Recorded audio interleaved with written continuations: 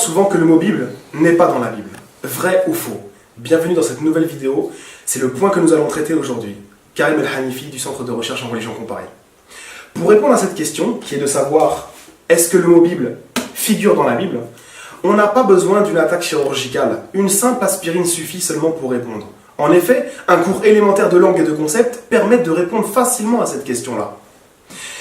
D'où vient le terme Bible? Le terme Bible vient du latin qui est Biblia, qui est un singulier féminin, et qui signifie en fait un ensemble de textes, un corpus.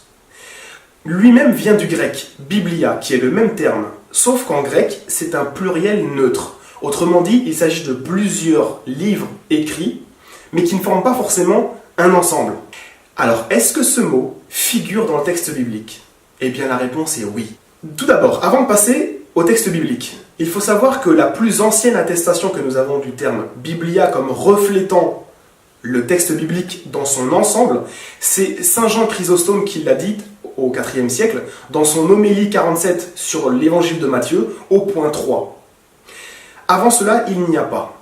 Par contre, nous avons une trace dans la deuxième épître de Clément, qui a été écrite dans les années à peu près 120, qui n'est pas de lui d'ailleurs au passage, où le terme est utilisé mais seulement pour les livres de l'Ancien Testament.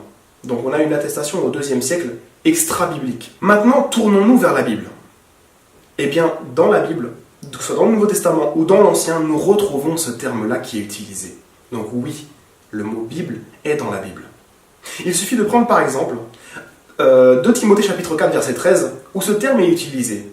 Le terme ta Biblia, donc les livres. On peut prendre aussi Daniel chapitre 9 verset 2, où le terme est aussi utilisé. Il fait référence au livre des prophètes, principalement celui de Jérémie, mais on voit que déjà dans l'Ancien Testament, ce terme était utilisé. Un peu plus tard, au IIe siècle avant Jésus, le premier livre des Maccabées est écrit. Et au chapitre 12 verset 9, on voit que ce terme-là est aussi utilisé. Ta Biblia. Et là, il reflétait les écrits des prophètes auparavant. Donc on voit que dans la Bible, que ce soit l'Ancien ou le Nouveau Testament, ce mot existe. Et on n'a pas besoin, même j'ai envie de dire, d'aller très très loin. Dans le Nouveau Testament, vous prenez juste le premier verset, Matthieu chapitre 1 verset 1. Et on voit qu'à l'intérieur de ce verset-là, le terme Bible est utilisé. Et c'est même le premier mot. Il y a marqué dans le grec, le premier mot, Biblos Geneseos.